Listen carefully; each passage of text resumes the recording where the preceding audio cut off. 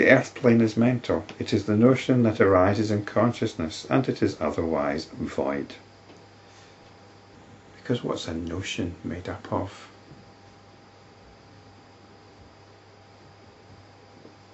It's got no more substance than a dream. When this notion remains constant for some time, it apparently abandons its mental state, and it seems to become this solid, material, hard and firm earth.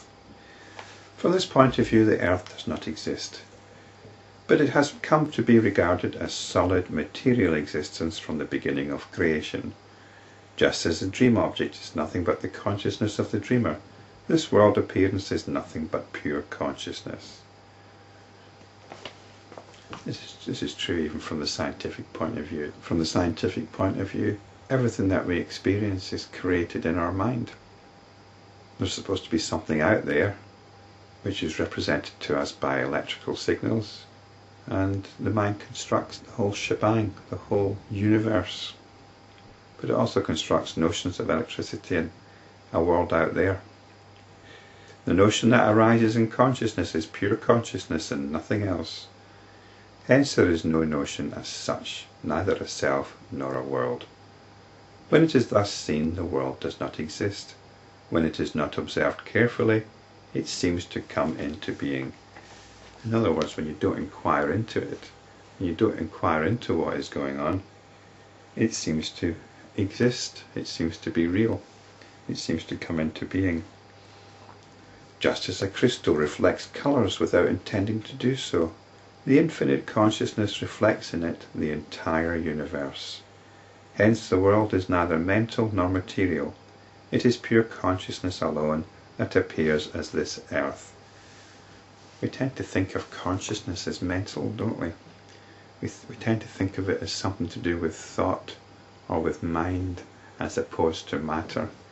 But we shouldn't make that distinction. Consciousness is not something opposed to matter. Matter is a notion which arises in consciousness. So we need to get over that cultural prejudice that we've got between consciousness and matter. There's an especially strong prejudice in Western culture. Body and mind, soul and matter, spirit and matter. It's plagued philosophers for generations in the West. How does thought interact with body? And when a question cannot be answered, then the premises of the question have to be questioned. The distinction between spirit or thought and matter has to be questioned. Consciousness is not in opposition to matter. Matter, as is everything else, is a function of consciousness. It's notional. Matter has no substance. Just as a crystal reflects colours without intending to do so, the infinite consciousness reflects in it the entire universe. Hence the world is neither mental nor material. It is pure consciousness alone that appears as this earth. It is the false notion entertained by countless beings in the three worlds that has attained relative or existential reality known as the earth.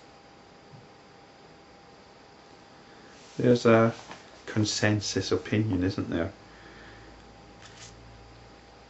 Although sometimes when you look into it, there isn't much consensus, but there's a general consensus about what is real and what is not real. And you think, well, that must be true then, but you can get this in a dream as well.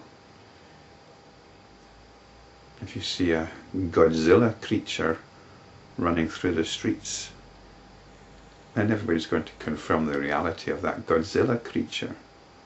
But it's a dream.